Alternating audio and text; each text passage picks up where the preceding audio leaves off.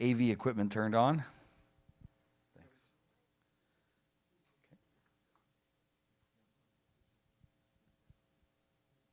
Okay, well, while we're waiting, I'll start out by saying that tonight is continuation of the study in the book of Matthew. Last week we covered chapters 15 and 16, and tonight we'll be covering chapters 17 and 18. Chapter 17 starts out with the transfiguration of Jesus. Pretty amazing event. Okay, it's coming in. Okay, I'll have all the scriptures up on the top too, if you can follow in your Bible or up on the screen. Either one works. Uh-oh, did something happen? Okay, there it is.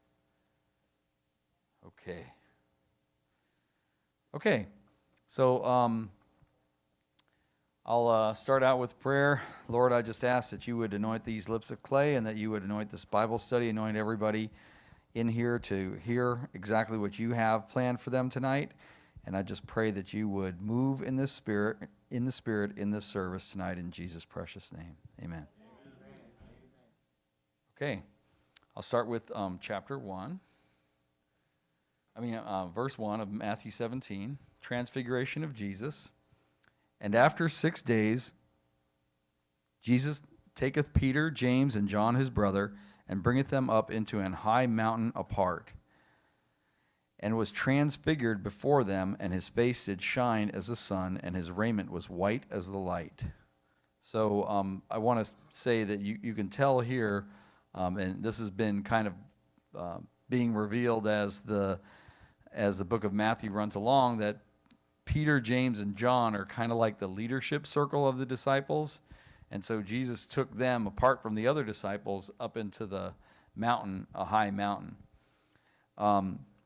Another funny thing about this is that if you remember back in Matthew 4, Satan took Jesus up to a high mountain, and then eventually Jesus said, get thee hence, Satan.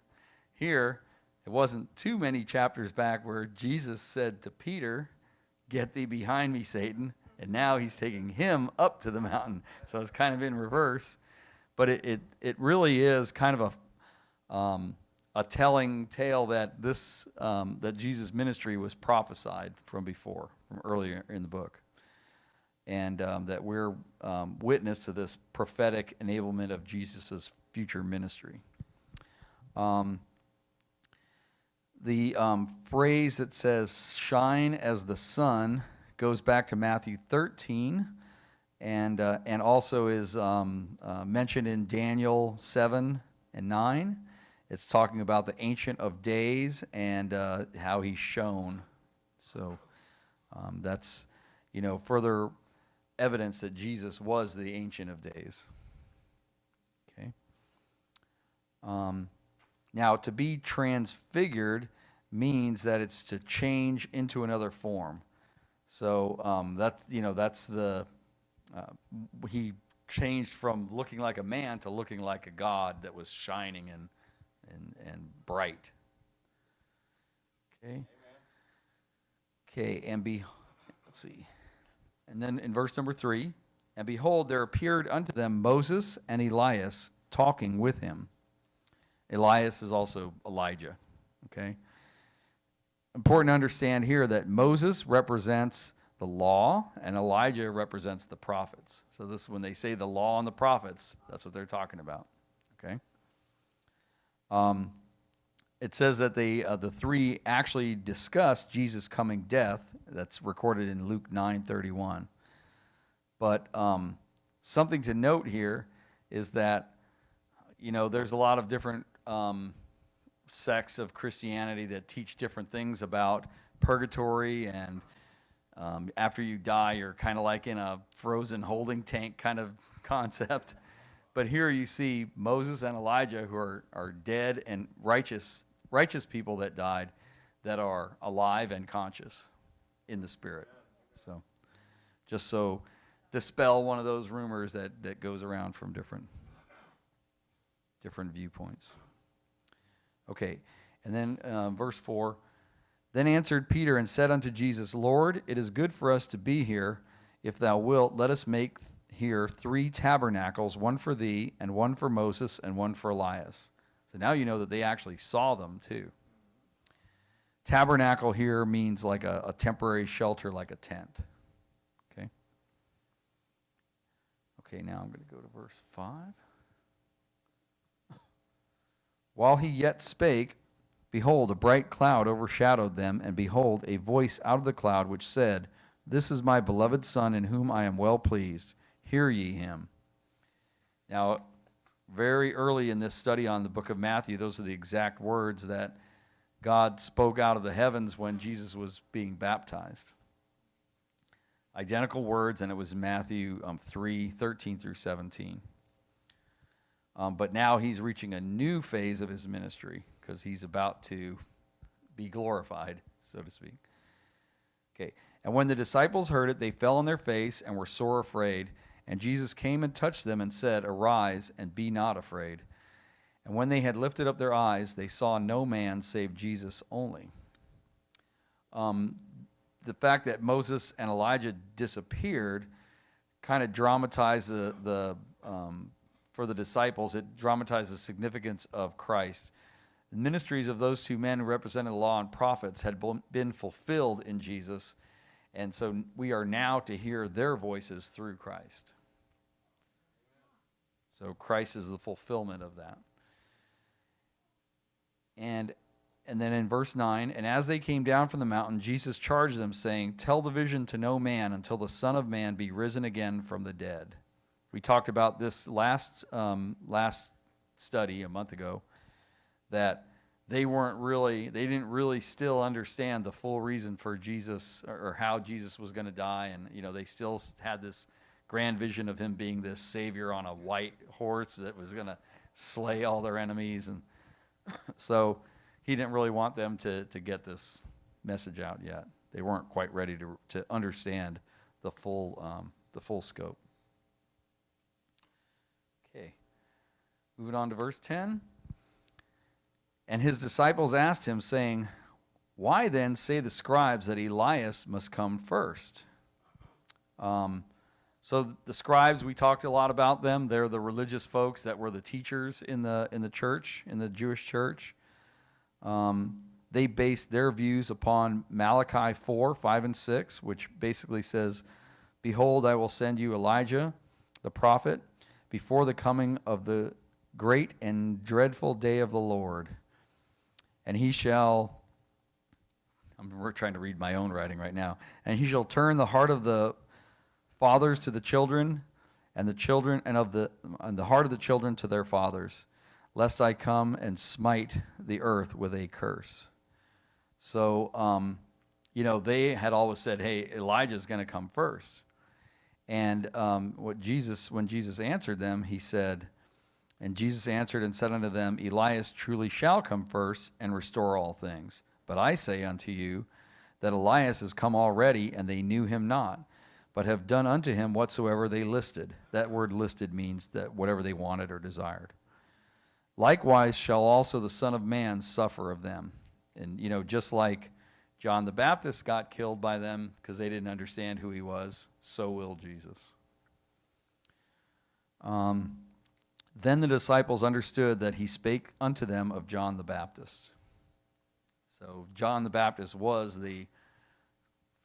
what was prophesied in Malachi 4:5 and 6. Okay.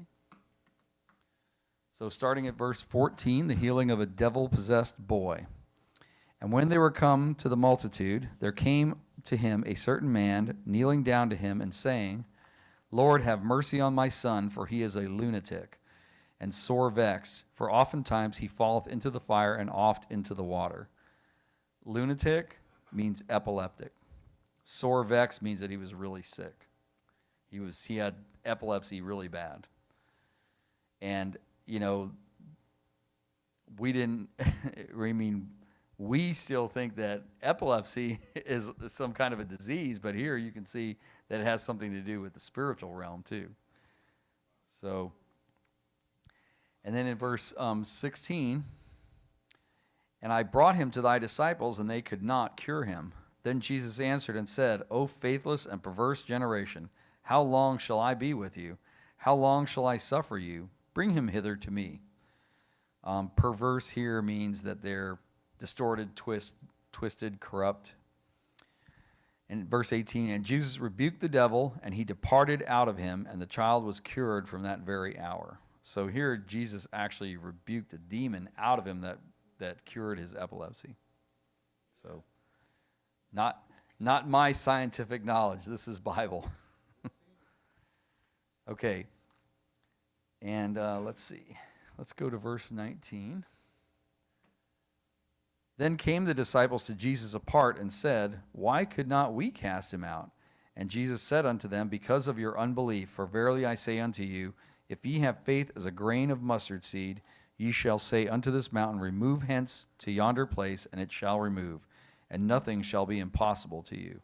Howbeit, this kind goeth not out but by prayer and fasting. Yep. So we talked about the mustard seed before, and we talked about faith, and having at least a shred of faith is really all you need. But I would, and I'll, this will be exposed a little bit later, but I would submit to you that not only having a shred of faith, but as we get older, sometimes our own experience, our world experience, is what gets in the way and limits our faith. Because, we predict things will happen a certain way, and we choke out the mustard seed that's growing inside of us.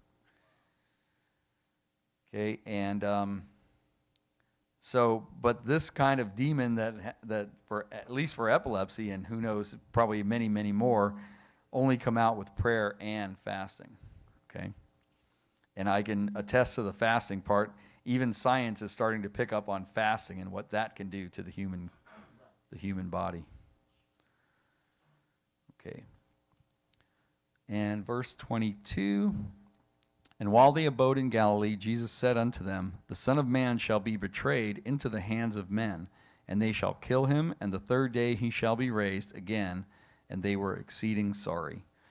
Now, this is actually the second time in this book that Jesus predicts his death. The first time it was last week. We talked about this in chapter 16, verse 21. Okay, the next thing that happened was a question about paying tribute. So just to set the stage, tribute was actually an annual temple tax that was 1/2 of a shekel. And that, in that day, was equivalent to about 2 days' wages. Okay? So starting from verse 24. And when they were come to Capernaum, they that received tribute money came to Peter and said, Doth not your master pay tribute? He saith, Yes. And when he was come into the house, Jesus prevented him, and that means that he anticipated what he was thinking.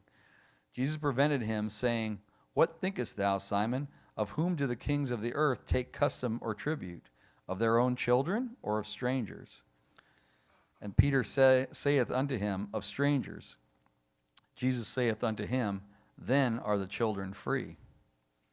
So they only take tribute from... They don't take tribute from their own children. Children get by free without having to pay tribute. And, the belief here was that this temple tax kind of was an unfair taxation, and that it actually, since it was 1/2 a shekel, to some people that would be nothing. To other people, that would be a lot of money. And it was kind of an unfair tax on the poor. And a lot of people didn't care for it back in that day.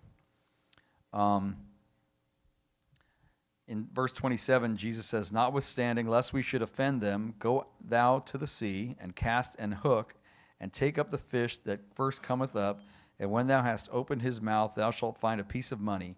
That take and give unto them for me and thee. So the idea here is it was probably a shekel that he found in the fish's mouth, because it would have covered the 1/2 shekel tax for both Jesus and Peter. Okay. And let's see. Yeah, I already covered that. Okay. Okay, that's it for chapter 17. Whew, going fast. Okay, chapter 18. The least is the greatest. At the same time came the disciples unto Jesus, saying, Who is the greatest in the kingdom of heaven? And Jesus called a little child unto him, and set him in the midst of them, and said, Verily I say unto you, except ye be converted, and become as little children, ye shall not enter into the kingdom of heaven. Converted, it means to turn from sin actively and willingly, changing your attitude and conduct actively and willingly. Whosoever therefore shall humble himself as this little child, the same is greatest in the kingdom of heaven. Remember what I said about faith. You know, a child doesn't know that you can't take a disfigured arm and make it whole again and make it look like nothing ever happened to it. Our experience teaches us that, and that's what can limit our faith.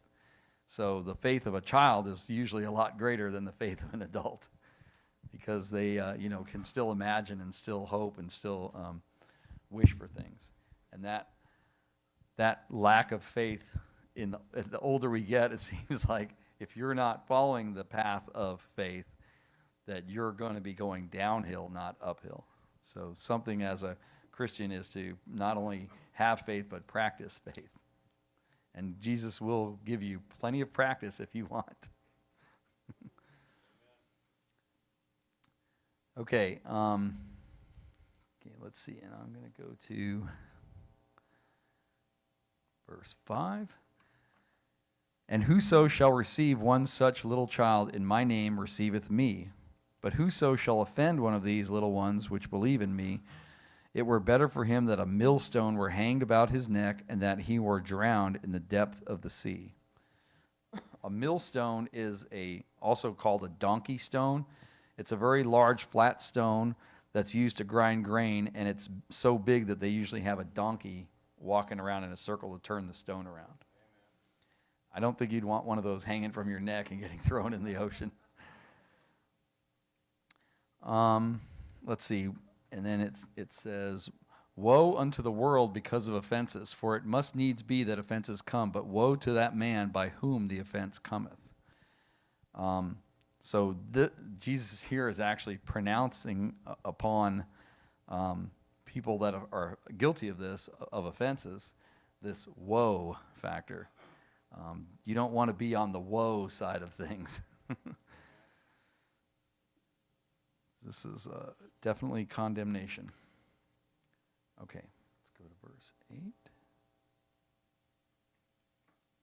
Wherefore, if thy hand or foot offend thee, cut them off and cast them from thee. It is better for thee to enter into life halted or maimed, rather than having 2 hands or 2 feet to be cast into everlasting fire. And if thine eye offend thee, pluck it out and cast it from thee. It is better for thee to enter into life with 1 eye, rather than having 2 eyes to be cast into hellfire. So Jesus isn't saying this is metaphoric speaking here. He's not telling you to go and pluck your eye out, to feel good about yourself. But what he's saying is that this is really serious. It's so serious that you might want to consider that, okay? It's a lot better to suffer physical consequences of not doing something than to indulge in a sin and then be possibly having to suffer the woe factor that he just mentioned. Okay.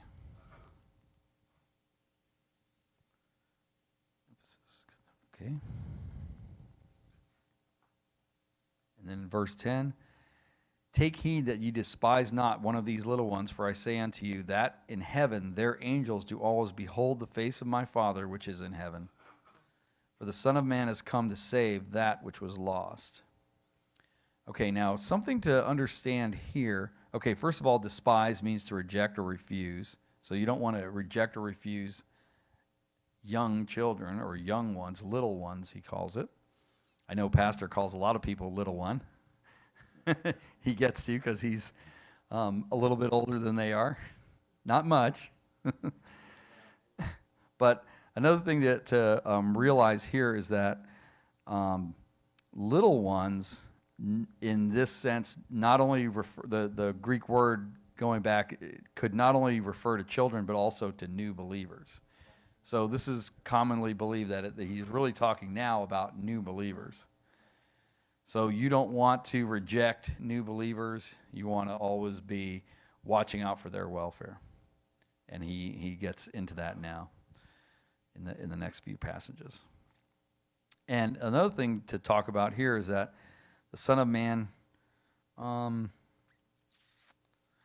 going to hold that thought. But what I'm going to get on is that the Son of Man is come to save that which was lost, and that word lost, because there's denominations out there that believe once saved, always saved. So we'll talk about that. There's an even better scripture coming up. Okay. A lost sheep. How think ye, if a man have 100 sheep, and one of them be gone astray, doth he not leave the 99 and goeth into the mountains and seeketh that which is gone astray? And if so be that he find it, verily I say unto you, he rejoiceth more of that sheep than of the 99 which went not astray. Even so, it is not the will of your Father which is in heaven that one of these little ones should perish. Okay, now it gets even more serious in 14. Elder mentioned this earlier when he said that you're not going to be washed off the boat and then be washed back onto the boat. If one sheep leaves the fold, that sheep without the fold, the shepherd's not going to say, be okay. He'll probably find some good grass to eat, and later on he'll remember how to get home, and we'll see him maybe in a day or two. What's the prescription for a sheep that gets lost? It's going to be wolf food or something, right? Without the fold, that sheep is going to be dead, not just lost, but dead. And in this sense, that word about loss means that it's more permanent. It's more like death. And putting that into the spiritual, it means pretty much the same thing. That's why, That's why when, we want to take care with new believers. And also the next thing is going to be about a trespassing brother. Even people that are believers that get crossways with each other stand the possibility of being lost. Okay? So perish here means, to die. And the ideal of eternal security is definitely refuted here. Because he clearly states that even the Father in heaven is scared that one of these little ones could perish. So if you get lost in the woods and you're a sheep, more than likely you're going to perish. Okay, some wolf's going to find you unless the shepherd can find you first. And as far as the church is concerned, if we have a new believer and they fall away and they get lost, we need to go back and get them before they perish. But here is the whole thing about perishing. Why would, if you were once saved, always saved, why would even the Father which is in heaven worry about you perishing if you get lost? You'll just come back, no big deal, right? So remember, it's not just John 3:16 and you're done. That's a false hope.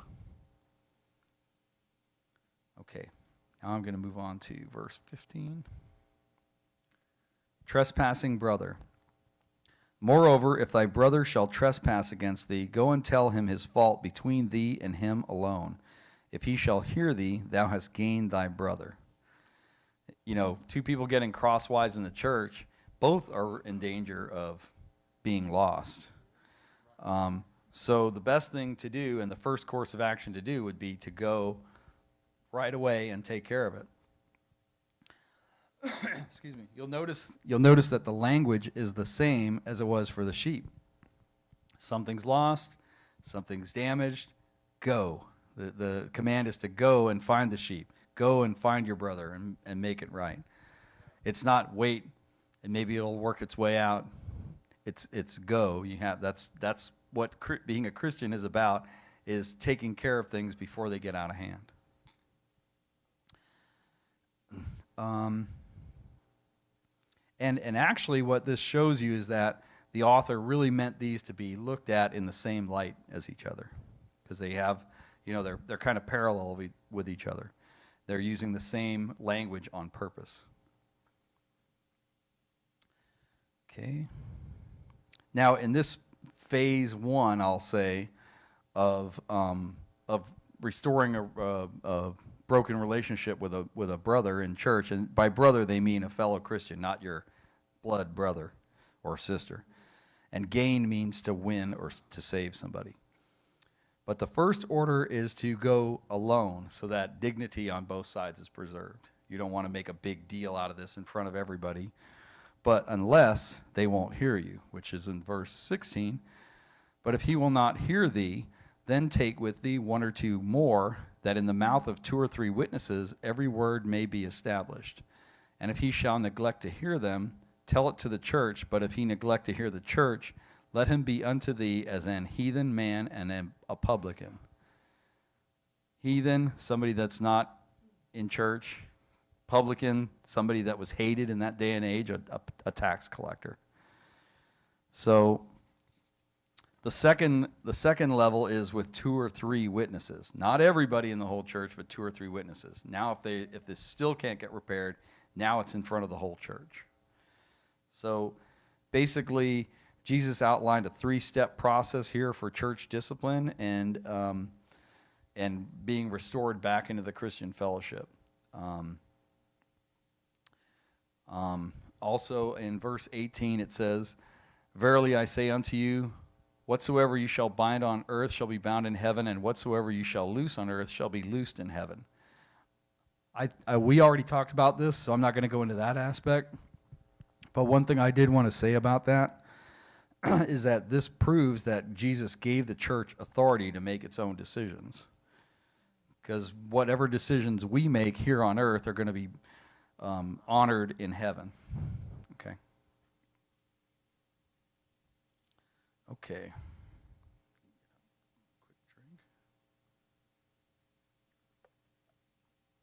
Okay. Now let me move on to the next one. Okay. Starting at verse 19. Again I say unto you, that if 2 of you shall agree on earth as touching anything that they shall ask, it shall be done for them of my Father which is in heaven. For where 2 or 3 are gathered together in my name, there am I in the midst of them. So here, he started with 2 people that got out of context. If they had been in unity, imagine all the work that they could have done, because it only takes 2 or 3, and Jesus is in the midst of you.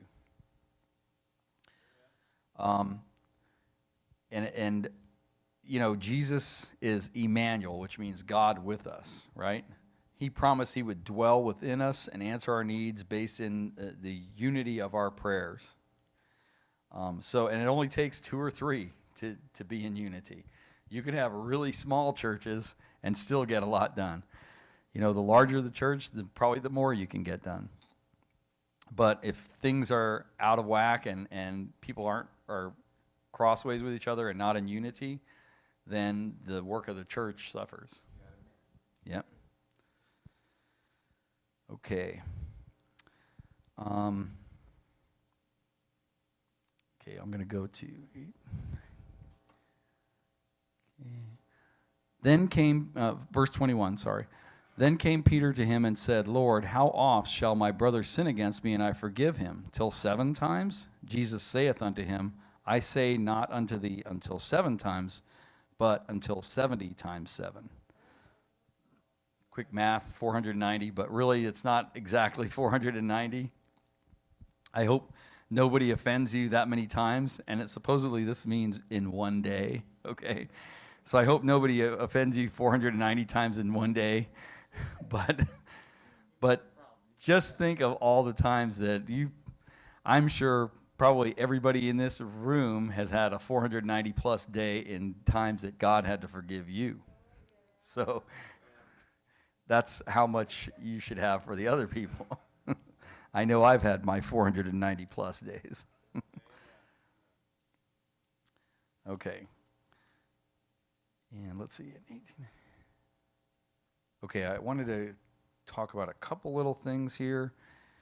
And going back to the context of this time, this day and age, there's a Jewish word minyan, which meant a quorum of 10 Jewish males. They had to be at least of bar mitzvah age or higher. So in the Jewish church, you had to have 10 people to have a quorum to have an official church service or an official Jewish celebration. If not, or a service. If not, then it was individual prayers exchanged among people. But you had to have this quorum of 10 people. But with Jesus' new prescription, it's 2 to 3, which is great. And another thing about the 70 times 7,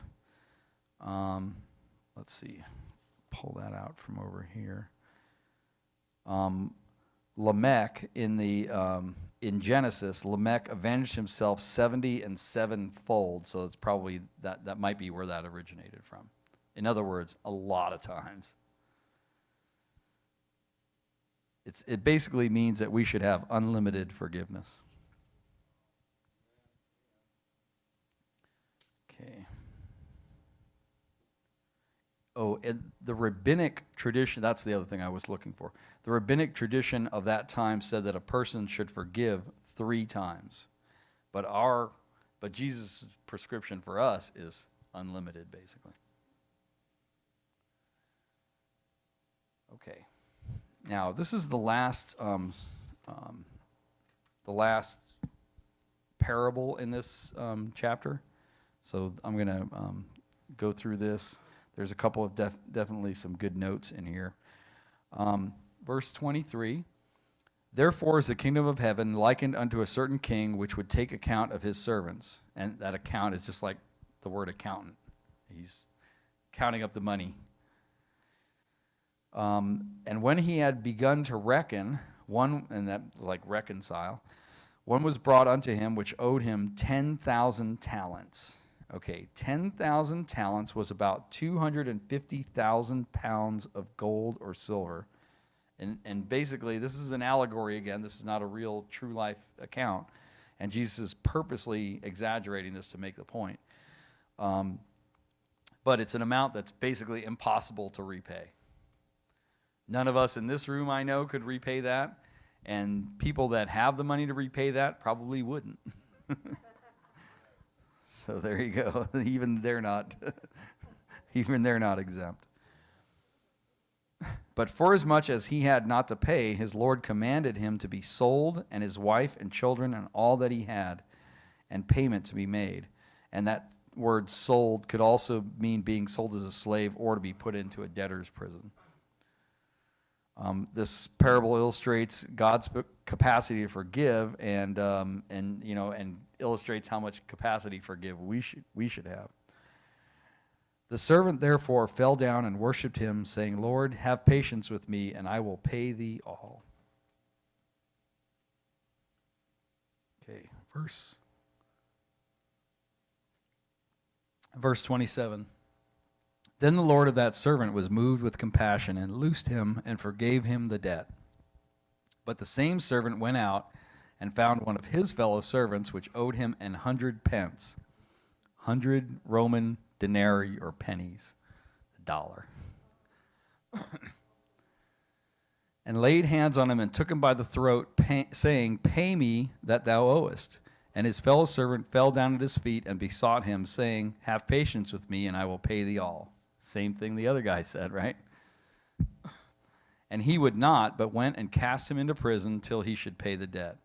So when his fellow servants saw what was done, they were very sorry and came and told unto their Lord all that was done. Okay.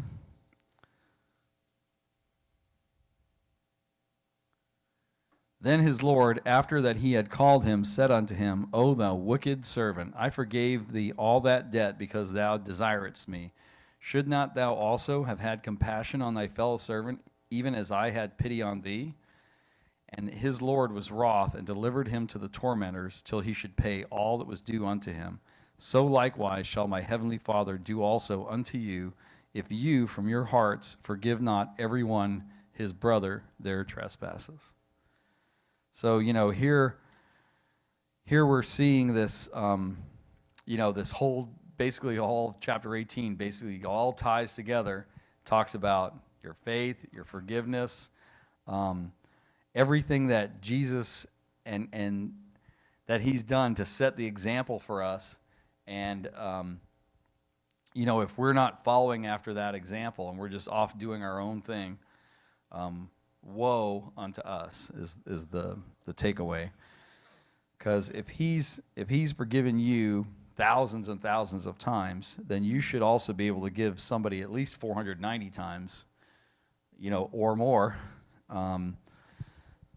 In Jesus' illustration, it was 200,000 pounds of gold or silver versus $1. Okay. I think, that's probably when we get to heaven and somebody does a reconciliation, an account of our lives, that's probably about what what the record is going to look like. I forgave you 200,000 pounds of silver worth of sins that you committed. How many times did you forgive this one person over here and couldn't get it right with that person? So, this chapter is basically Jesus setting the stage to make sure that the church is going to function properly when he leaves, and that people understand the significance of their actions in the church. And I think it's a good take-home message to think about. And that not only applies to believers in the church, but also new believers, like we said, children that are in the church too. We're all to work together in unity to make this church work and to do God's will, which is to save people that are lost before they get attacked by the wolves and perish. So that's basically the take-home message of this this segment of Matthew. That's what I've got. That's it. End of stove.